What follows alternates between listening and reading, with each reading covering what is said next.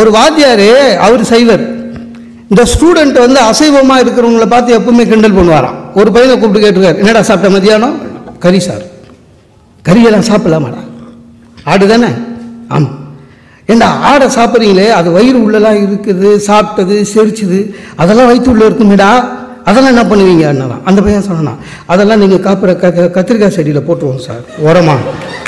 அதாவது வாத்தியாரு அவனை வந்து அசைவம் சாப்பிடாம நிறுத்தணும்னு நினைச்சாரு, கட்சியில் அவர் கத்திரிக்காய் சாப்பிட்றத விட்டாரு. என் மனைவியை என் கையில பிடிச்சு கொடுத்தாங்க கல்யாணத்தன்னைக்கு. இப்ப நான் அவ கையை பிடிச்சிட்டு தான் நடக்க வேண்டியிருக்கு. இதுக்கு பேர் தான் ஆங்கிலத்தில் ஜாயிண்ட் வெஞ்சர் அப்படிம்பாங்க.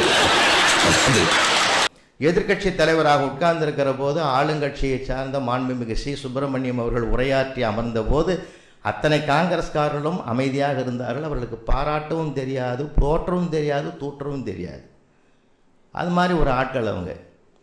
அப்படியே 1 மணி நேரம் உரையை கேட்டு மகிழ்ந்த பேரறிஞர் அண்ணா மெத்தப்படித்த மேதை மாண்புமிகு அமைச்சர் அவர்கள் ஆற்றிய உரை இயேசுநாதர் மலைப்பொழிவு செய்தது போல் இருந்ததுன்னு பாராட்டினார். அப்போ எல்லாருமே கை தட்டினாங்க, ஆரவாரம் பண்ணாங்க. மாண்புமிகு சி சுப்பிரமணியம் அவர்கள் எழுந்தார்கள். என்னை இயேசுநாதர் என்று எதிர்கட்சி தலைவர் சொன்னது பெருமையாக இருக்கிறது, என்னை சிலுவையில் அறையாமல் இருந்தால் சரின்னார்.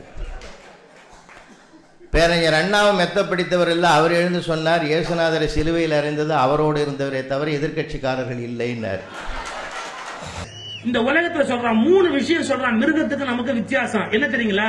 மிருகம் தூக்கம் வராம படுக்காதுங்க. மிருகம் தூக்கம் வராம படுக்காதுங்க. பசி வராம சாப்பிடாதுங்க.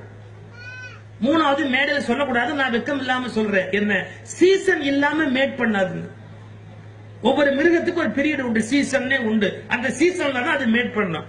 ஆனா இந்த எந்த கண்டிஷனுமே இல்லாம பசி இல்லாமயே சாப்பிட்டு தூக்கம் வராமையே படுத்து அவசியம் இல்லாமையே சேருகிறவன் யாருன்னு கேட்டா இந்த மனுஷங்கிற மிருகத்தை தவிர வேற எந்த மிருகத்துக்கும் அந்த குவாலிட்டி கிடையாது.